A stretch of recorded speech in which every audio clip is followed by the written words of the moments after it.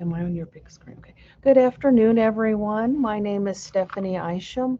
I am the Access Services Librarian here at the library.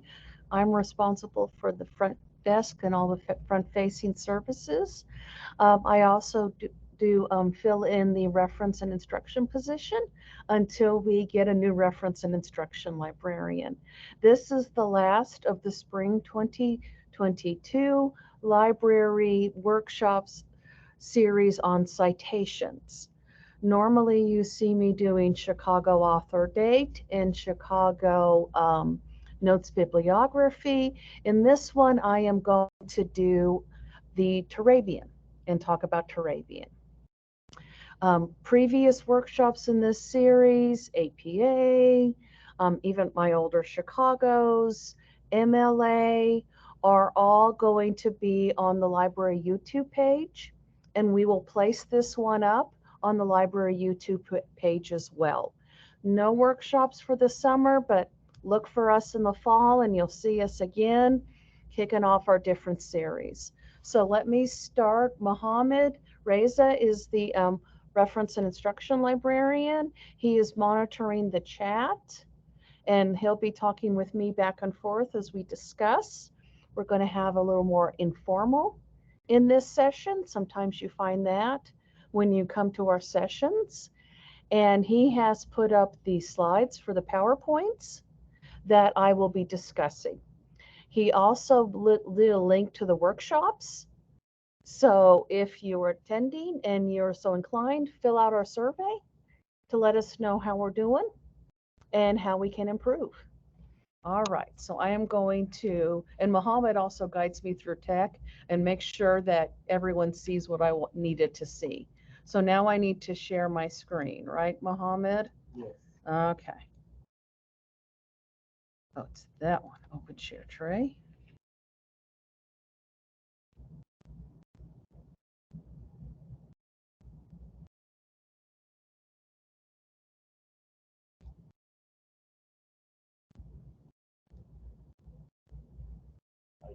Everybody can see. Okay, great. And also a late reminder, this is being recorded, so be aware of that. Remember, no one can see your face and the chat isn't listed as well. So you're good. Your anonymity is preserved. So that's my contact information if you need help with Turabian. I also do APA and then the formal Chicago. Mohammed will put his contact information in the chat, and he is our MLA expert. Okay. So what is Turabian? Let's talk about that first. It is because I was a history major in my library science, I used Turabian in a very similar format of that. And I knew it was connected to the University of Chicago. It is a simplified version of the University of Chicago, and it's designed for student papers. So where do we get Turabian? So Turabian is named after Kate Turabian. Kate Turabian worked at the University of Chicago in the dissertations and theses. So when Kate Turabian worked there, she read and reviewed all the theses and dissertations. So she saw them all, and she saw a lot. So to help students with the process, I'm sure she got a lot of questions too, she developed, it was a little pamphlet, and it was published there informally at the university, a manual for writers of research papers, theses, and dissertations, to pull out all of that Chicago style. For everyone who's known me from the Chicago, that's a big, thick book. And she pulled it all out, kind of the things that the students needed to know, possibly common errors, common questions she got, and produced this smaller version of it. And I'll hold it up for our viewers. That makes it easier for them as they are doing the process. So it is, while the University of Chicago, the big book, has publishing things and different sections for journal submissions and things like that, Turabian is really written for the student perspective, just with student papers.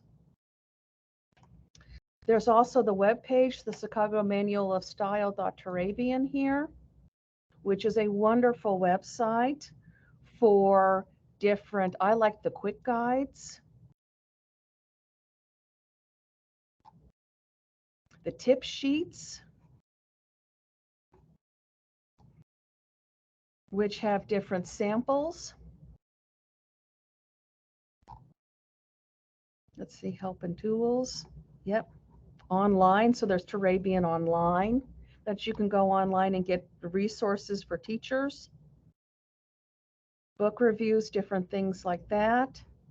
And history.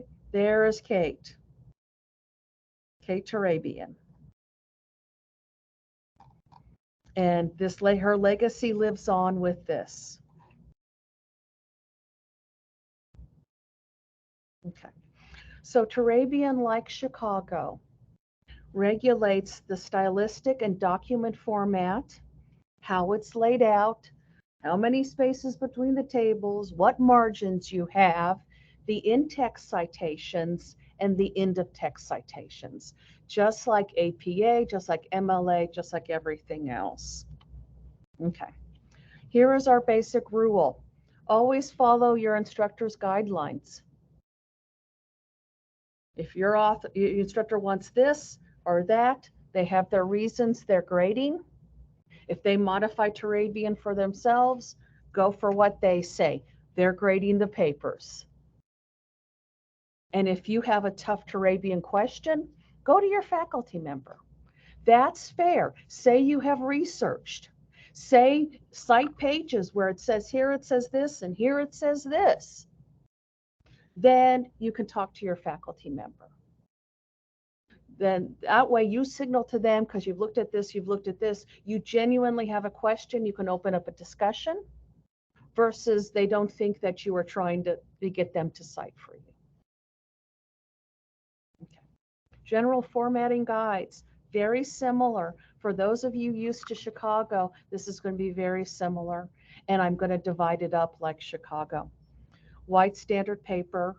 Turabian says no less than 1 inch margins on all sides. Chicago's usually 1 to 1.5. Your minimum is 1 inch. Your typeface is the same, readable, no little curlies, 10 to 12. Double space all text, 1 space after punctuation for all us old typing students, single space notes and bibliographies. Numbering begins with the Arabic numeral 1 on the first page of the text. And I'll just pause and give you an idea of how I go through these and how I format all of my citation sessions. I go back to and look at it from the author's perspective, for the student writer. When you sit down and start writing, what questions you hit and how you interact with your citation style in. So you start with setting up your format of your paper. Then you go formatting your title page. Then we'll go into your the styles, if you're doing in-text or notes, and then we'll do your reference. How you're going to face it at 11:30 at night when you're writing your paper because it's due the next day. I wouldn't know anything about that. So your title page, title is centered 1/3 of the way down the page. It is not all caps like Chicago. Chicago has it all caps. This is not. Remember, no page numbers on the title page. Your name, your course, and date follow and are centered. It's a little simplified. Text, double space, no break between paragraphs or sections. So what do we mean by no break between paragraphs and sections? I take this to be when you're typing at it, you do one hard return at the end of your paragraph. Sentence, sentence, sentence, concluding to link to it, period, end of paragraph, one return, tab, start again. Not two, just one. And then pick up from that transition and then start your next paragraph. Your footnotes and endnotes are single spaced, and you can see how they're there at the bottom of the paper. Sometimes that helps for if you're scanning and you need to find a footnote, endnote, you know it's single spaced. And to distinguish between the two in your text. Quotations. Okay. Quotations are fine in your text with your quotation marks. If you are using 5 or more lines, it needs to be what's called blocked. And you can see that here where it's taken in an inch and it's single spaced. So you're telling the reader this is a quote and it's a long quote, but it's not my ideas and not my words, it's someone else's. So you leave your extra space before and after. So that would probably be a return. If you're double, go to single, return, and then go back to double. You indent the fire paragraph in. You also need to introduce it before.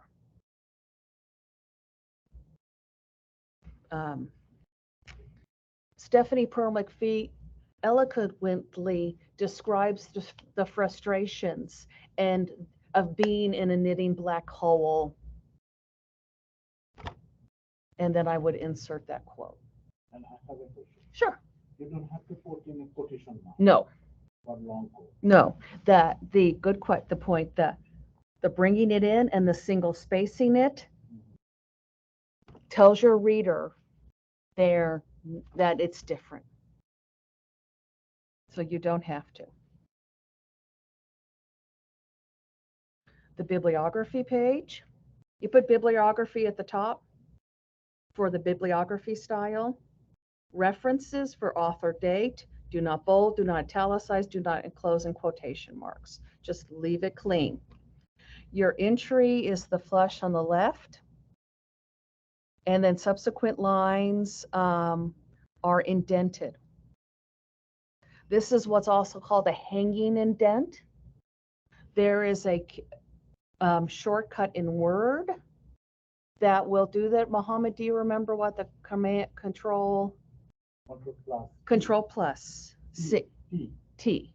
Control plus T or Control T? Control T. Control T, thank you. So Control T will automatically do it. There's also a way you can highlight it and select your paragraph and indent, hanging indent. For there, remember single space internally, one blank line between entries externally. So that could be, if you're single spacing, return, return, start again.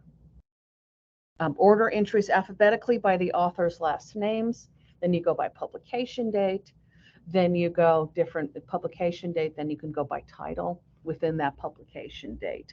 Turabian and Chicago will give you, when you are down in the weeds at that level, how to do it. Okay.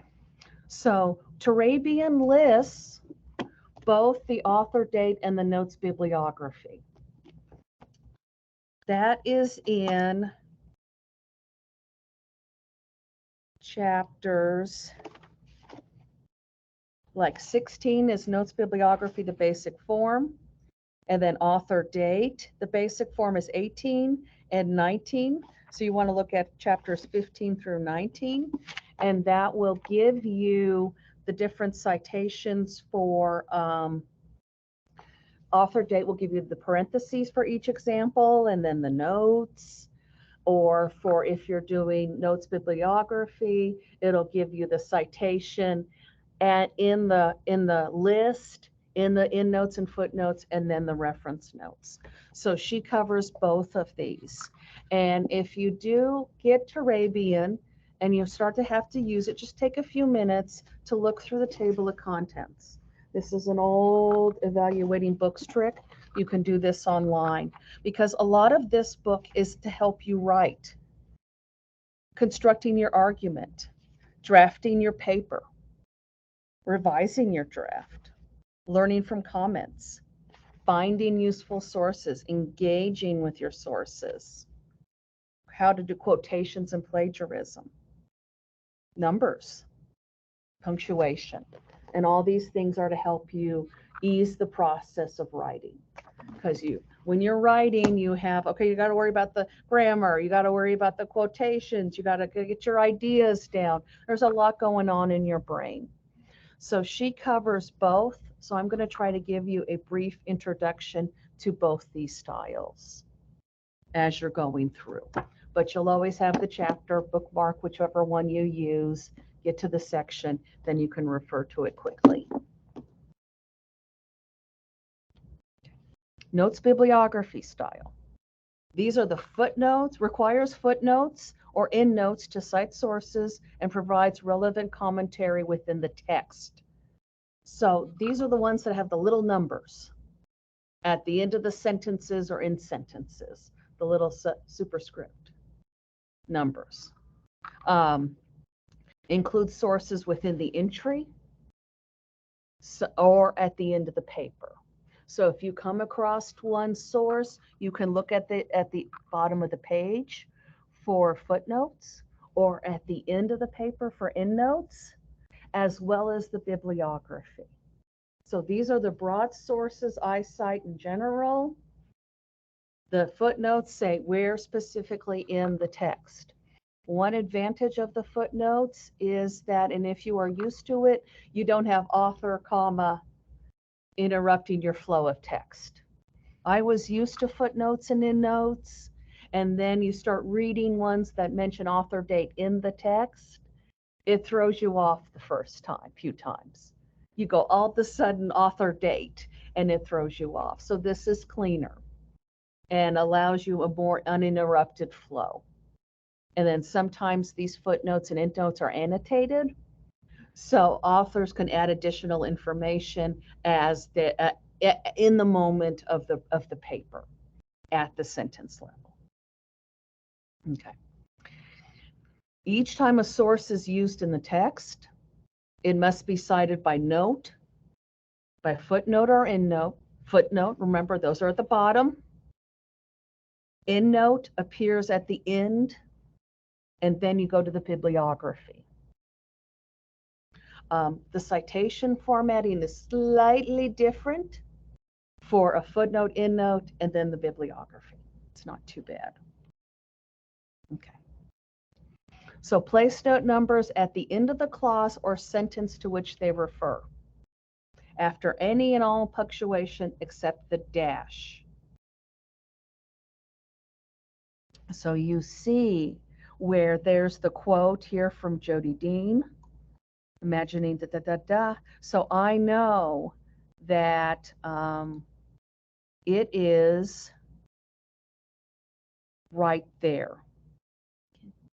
Now I'm seeing my little camera and stuff. Does everybody see that too on my screen? We do? Okay. There it goes. There we go.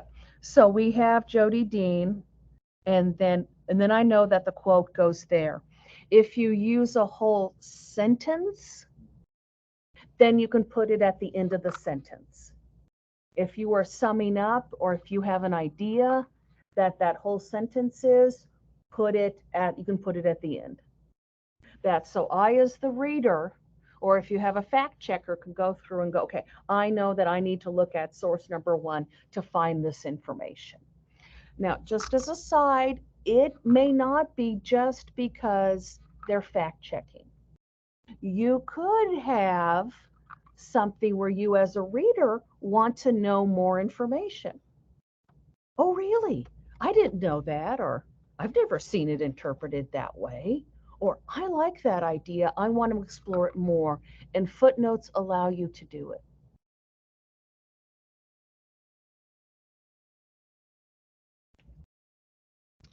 So each time, sorry about that, everybody. Here we go. Okay. The first line of a footnote is indented 5 inches from the left, should be formatted flush left. So in the bibliography, you have it hanging indent. In the footnotes, it's the opposite. And then you leave space between the notes. So return, hit the other one. so that they don't all flow together and your reader can easily distinguish between the two. Okay, now that should go away pretty soon. Okay, so the first time formatting individual footnotes or endnotes. Okay, where we went back here, the first time you introduce this, when you introduce a source in footnote, endnote, you have to give the whole citation. The second you don't.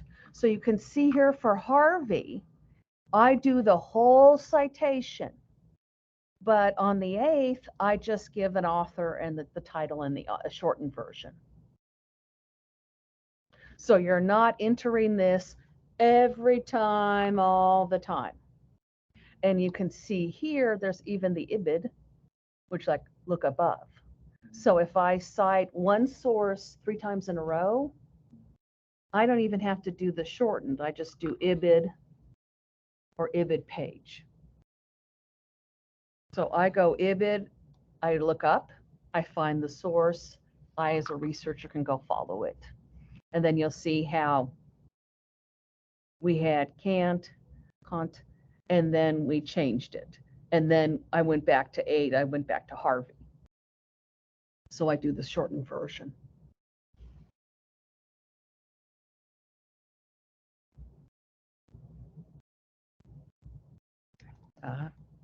It's going the wrong way for me. Okay. So notes, bibliography versus bibliography, the basic formatting. So this is the difference between formatting at your footnote level and the bibliography. So your order is still the same. Your author, your title, your date, different things like that. But for the first reference, you place commas between the author, the title, the editor's volume. And you cite the author as first name, last name. And then place the facts of publication in parentheses. So instead of periods, put commas to break up those ideas. The author is switched around. And then the facts of publications in parentheses. It's in paragraph form. Commas, author, order, parentheses, written like a paragraph. Okay. Subsequent notes, like with Harvey, it is the author's last name, the title, and the page number.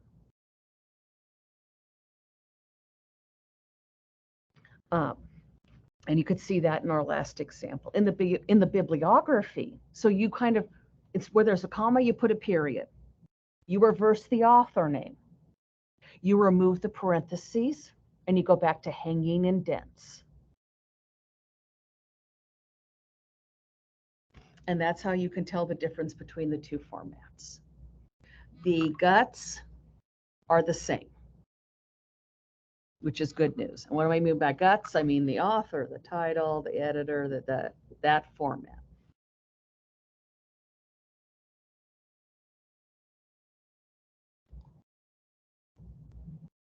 So that's notes, bibliography.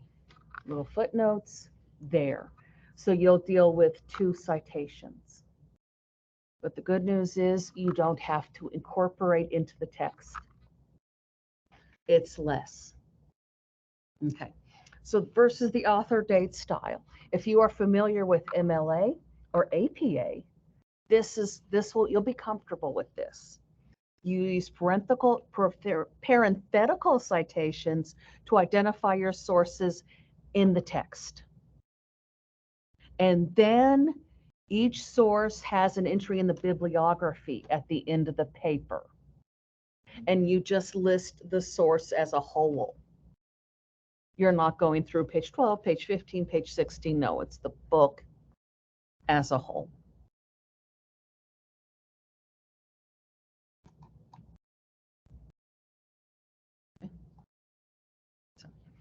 So each time a source is used in the text, it must be cited in parentheses They consist of the author's last name, the publication date, and the page number of the source when applicable.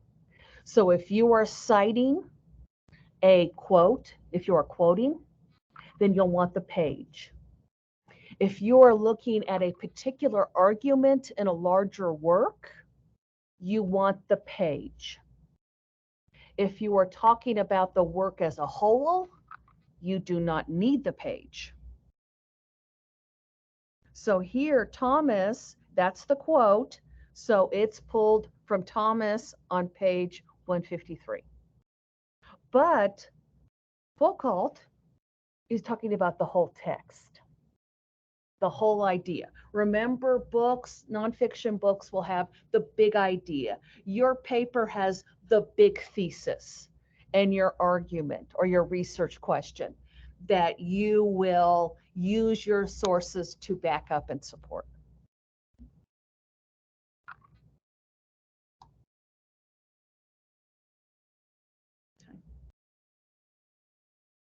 So do not include punctuation between the author's last name and the year.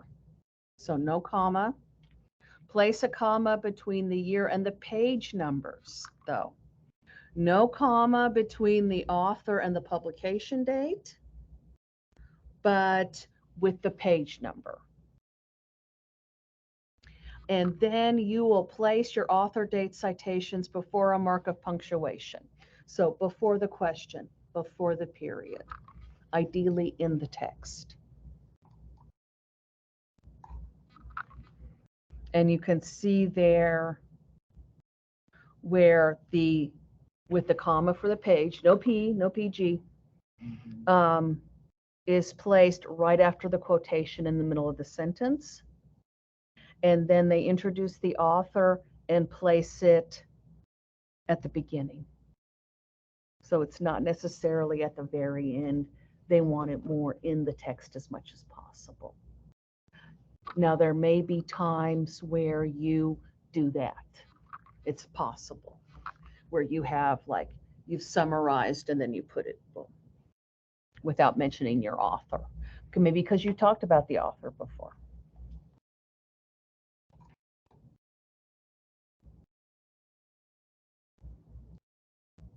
Okay. So when an author's name appears in the text, the date of the work cited should follow, even when articulated in the possessive. So Pearl McPhee's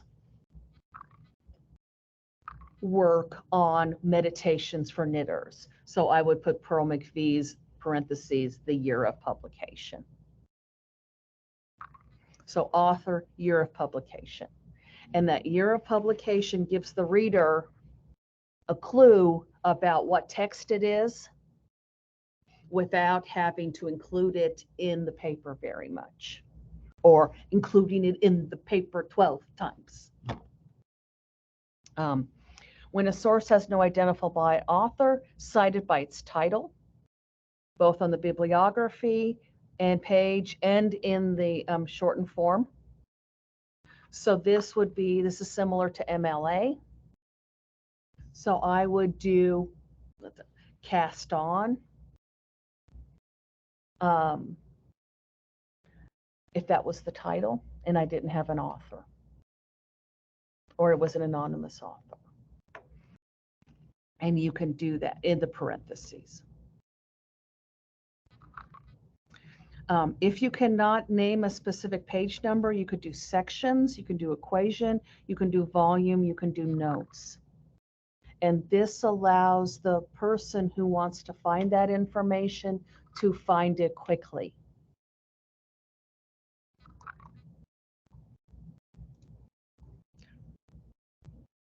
Okay, so you have the same source,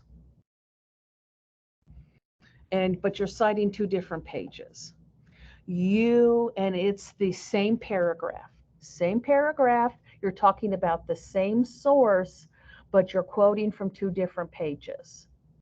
You provide a full citation the first time, Harvey, 1990-12, and then you just do the page numbers thereafter. So your 13 is just the page. And then And with the idea that that paragraph is the divider. If it's in the same paragraph, I know that it's Harvey.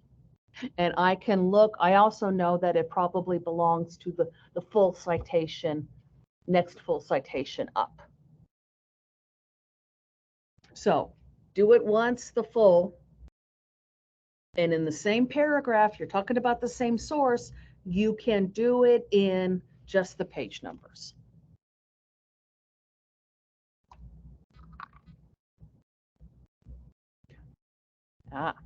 So remember I was talking about the weeds and how you could go narrow it down. So you have several sources by the same author written in the same year.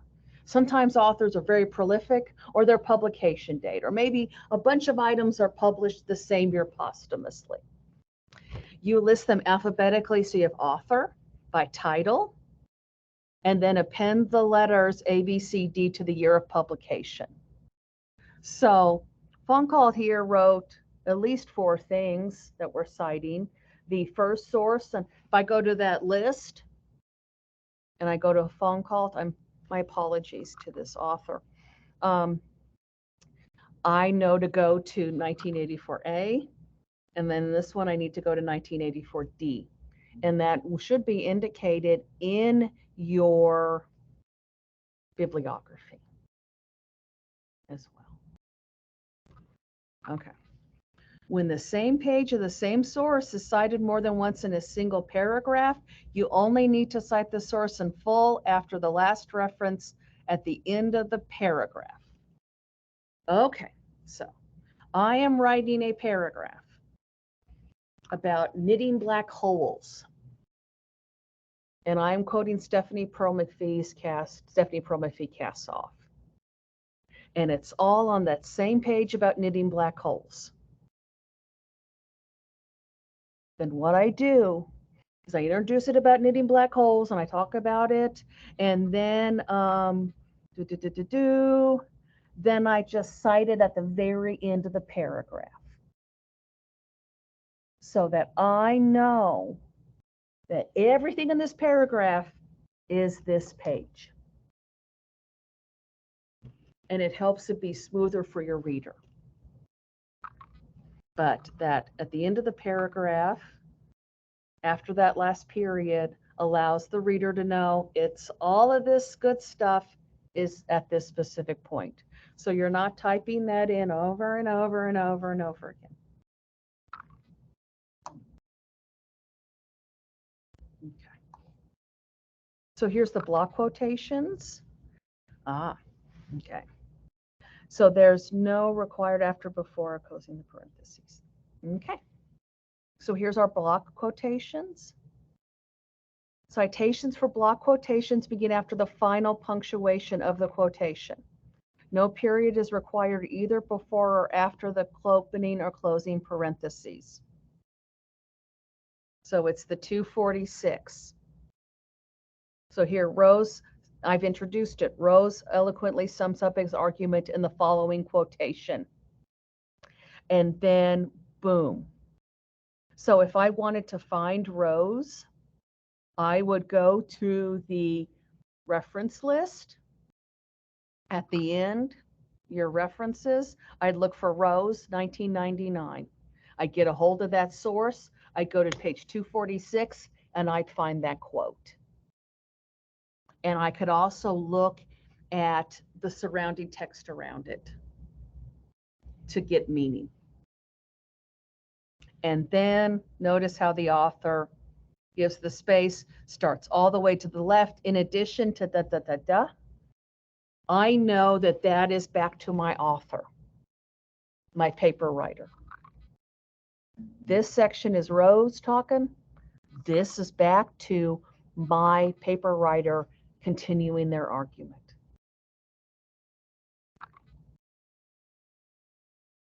Okay. A semicolon should be used to separate 2 or more references in a single parenthetical citation. So if this could be used for the literature review section, if Pearl McPhee and Westbrook both studied the use of humor in knitting writing, I could say that. One approach to studying the knitting literature is to look at the use of humor. Parentheses, Pearl McPhee, date, page, semicolon, Westbrook, date, comma, page, close your parentheses. You'll see that a lot in the literature reviews. You'll see that when you're looking at broad ideas. Semicolon is also used to separate a citation and a relevant but short comment in a single parenthetical citation. Political issues are addressed here. And that gives a clue for the reader to, I want to investigate this more. I want to see that Agamemnon, woof, I need lunch, everybody. I hope you all enjoying yours. That author, this is the section I want to read for that particular thing. Saves you a little bit of research and a little bit of hunting down. It's very generous of them. Okay. So I've been rambling for 35 minutes. I'm going to take a pause. We've done the overall format. We've done the two different styles that Turabian covers. Before we go into the bibliography, Mohammed, any questions in the chat? No. Okay. Was there anything I was unclear about? No. Okay. So you're got it? Okay. You do too. Okay. Sometimes, you know, an audience member checks me and makes sure, because I know this well, and like with your paper, you'll know it well, you'll be deep in your topic, and it's good to step back and get someone who doesn't know the topic to help to check to make sure you're explaining your ways in it that your audience can understand and appreciate. So, bibliography. We've written it all, we've done our work, we got to type the bibliography before we can go to bed. Okay. This slide, if you've attended any of our other citations, this should look very familiar. This works for APA, it works for MLA, it works for Chicago, it works for sociology, it works for everything. It's the basics. So I identify the source type. Is it a book? Is it a journal article? Is it an online article? Know what type of thing you're citing. Now it's easy here. It may be a little challenging online.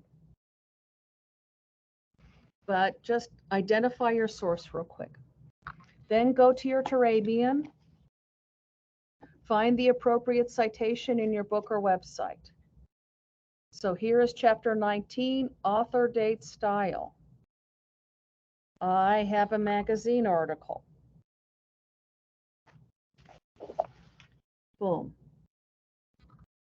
I know you can't see that very clearly, but the blue is your examples, and they have a R for your reference list, and this is author date, and P for your parenthetical example.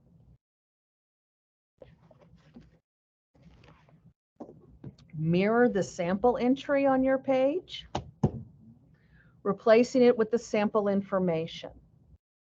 So if you have author, full last name, comma, full first name, period, because if you're doing bibliography, then you take your author, Pearl McPhee, comma, Stephanie, period. Replacing the sample information with the new entry, where it says title, or where the sample has one title, I submit Stephanie Pearl McPhee casts off. This is a true book. Actually very, very fun. And that's how you do. So you take that sample and you just replace it with what you have on your own. Basic rules for bibliographic references. These are for author date references or note bibliography references. This part is the same. author's last name followed by the first name. Pearl McPhee, comma, Stephanie. Alphabetize reference entries by the last name of the first author of each work. So Pearl McPhee goes in the P's. Now, sometimes if we're reading fast, we think, do I have to alphabetize all the 20 authors in that article? No, no, no. In your reference list, you alphabetize by that first author's name. And then if you have two, you use the conjunction and, not the ampersand. I'm used to the ampersand for the last name in APA. 2 or 3 authors. Write out all the names in the order they appear on the title page. That's your arbitrator. You don't have to put them in alphabetical order. You don't have to worry about who did the most work. That title page will help you.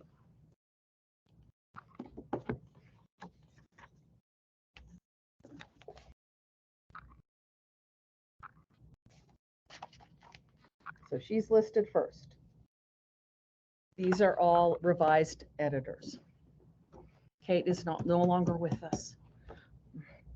Write out all they name in the order as they appear in bibliography. 4 to 10. Write out all the names in the bibliography, but use just the first author's name and et al. In the notes. Isham, et al., 2012. For 4 to 10 authors.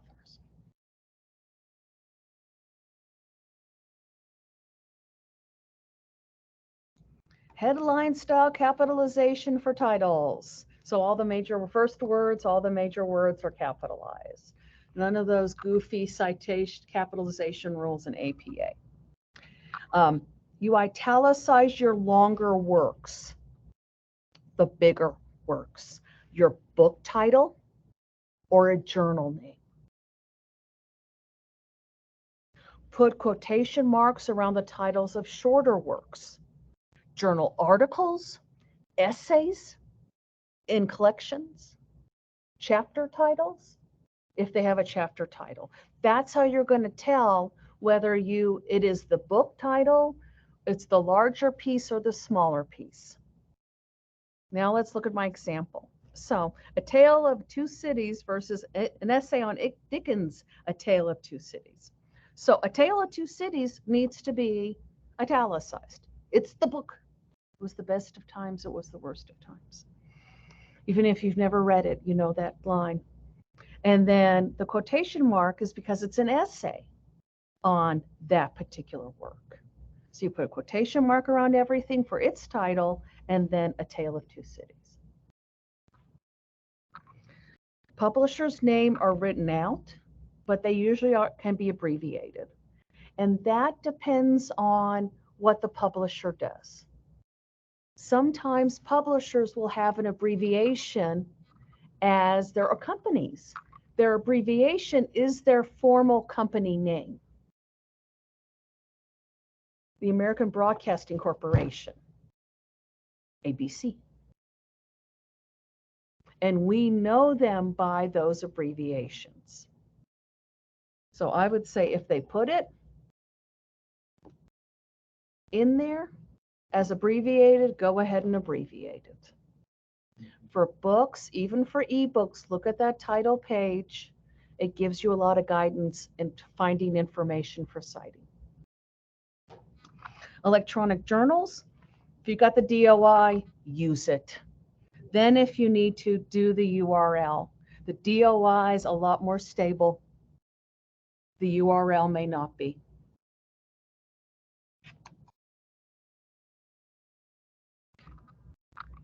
DOI, so you start with the little DOI, or even the large DOI, and a colon.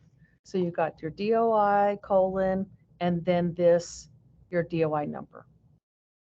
So it helps identify it.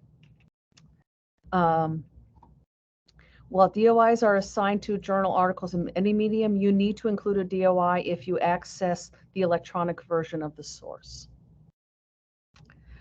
A lot of times, a good journal article, scholarly, will include the DOI on the pages, on the main page there. Yay! Thank you. It helps us cite it a lot easier. If you're using the URL, look for the stable version assigned by the journal. If you're online, look for a permalink. That's kind of your key term. Don't pull from the top, because that's based on your search and it is not stable. The idea is that you go directly to the source when you click on that link. That's what you want as a viewer and a user. That's what your readers want to. No data is required to be reported for electronic sources. Used to do that for APA. Because they cannot be verified. And you only resort to that when the date of publication is unavailable. You cannot ascertain the publication of a printed work, use ND.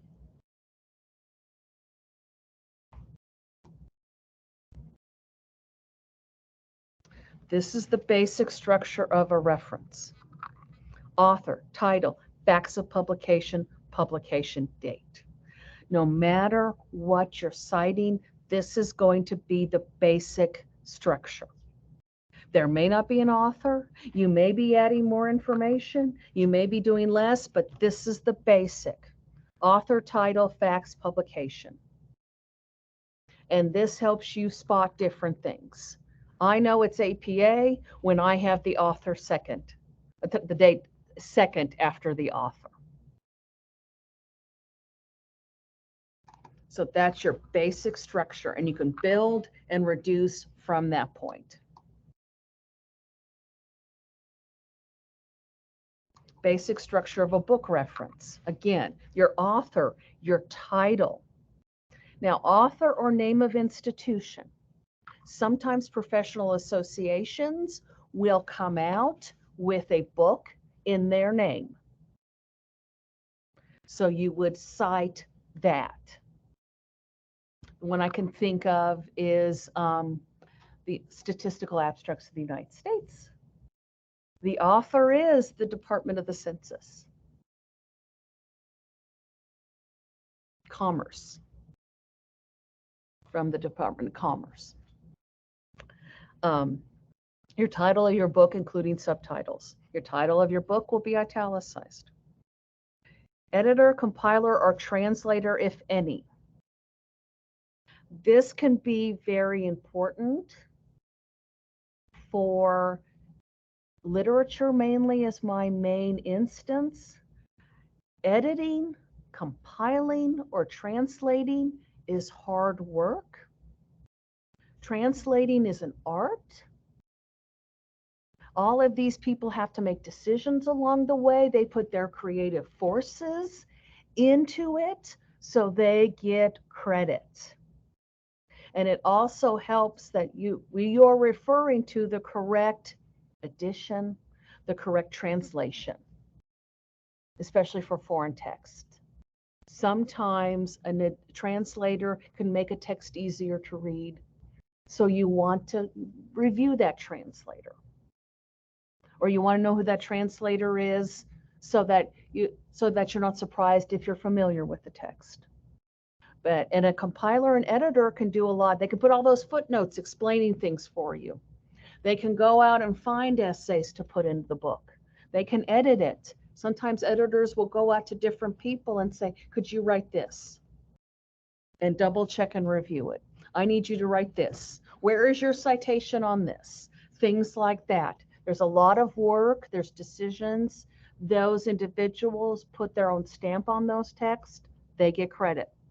If it's not the first edition, again, so you're looking at the right edition. Volume, if applicable. Remember, Pride and Prejudice came out in 3 volumes originally. Sometimes there's a lot of reference books that have multiple volumes. Series title, if applicable, and volume number. This helps you narrow it down. And also looking at a citation, sometimes a series title will give you a peek in the book. Oxford Histories of the United States or Oxford Histories of Britain are written by experts in the field, and they're very dense. So you know before you go in, you get that. And how do I know that? Because I've tried to read them. Your facts of publication, your city, your publisher, your date. You don't have to do state anymore. Page number, if applicable. Am I quoting? Am I focusing on a particular concept in the book?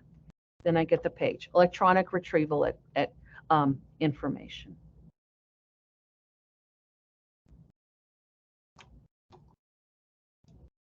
Here are my examples. So my notes field and then bibliography. So Seymour Phillips, this is the Yale University Press, British Monarch series, the same thing.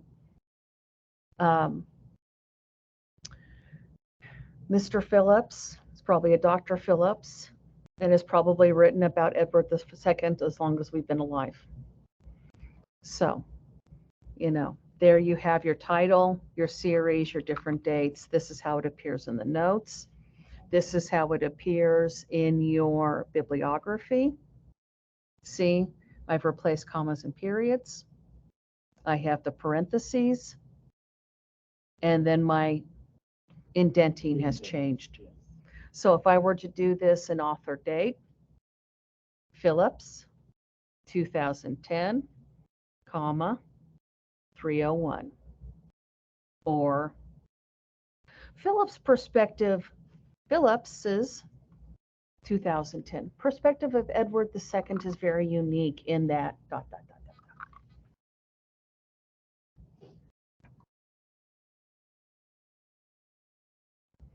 Basic structure of a journal article. Our author, our title in quotation marks of the article, the title of the periodical in italics, your issue information, and that needs to be in parentheses, the pages of the article, and then the electronic retrieval information. One thing to help that helps you read if you're reading is in my early days as a reference, I need to find this citation. And it's in Russian, or it's in Spanish, or it's in French. I don't read these languages. I don't speak these languages. But I can look at the citation, and if there's two things that look like titles and one of them's italicized, I bet that's the periodical title. And I could search by periodical title. And in parentheses, your volume, your issue, and then there's a range. I bet that's the page. And you can retrieve things, and you could do that for yourself. And just, you know, if you don't read those languages, just hope you get lucky and that it has both languages in there. Some journals will have it in the German and the English, or the Russian and the English. Okay.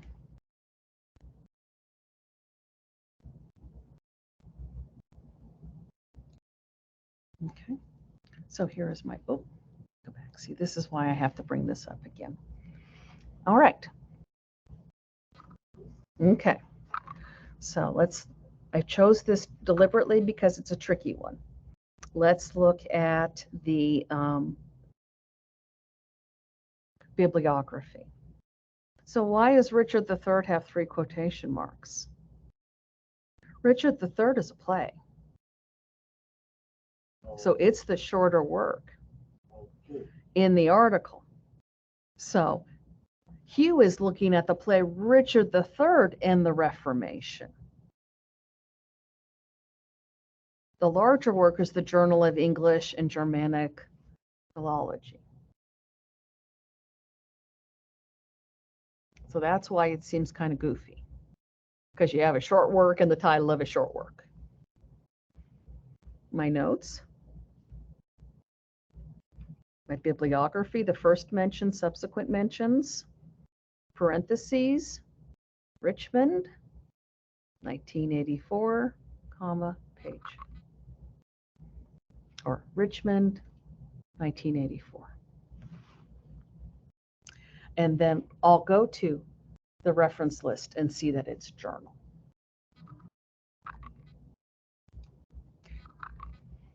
WebPage is a little different.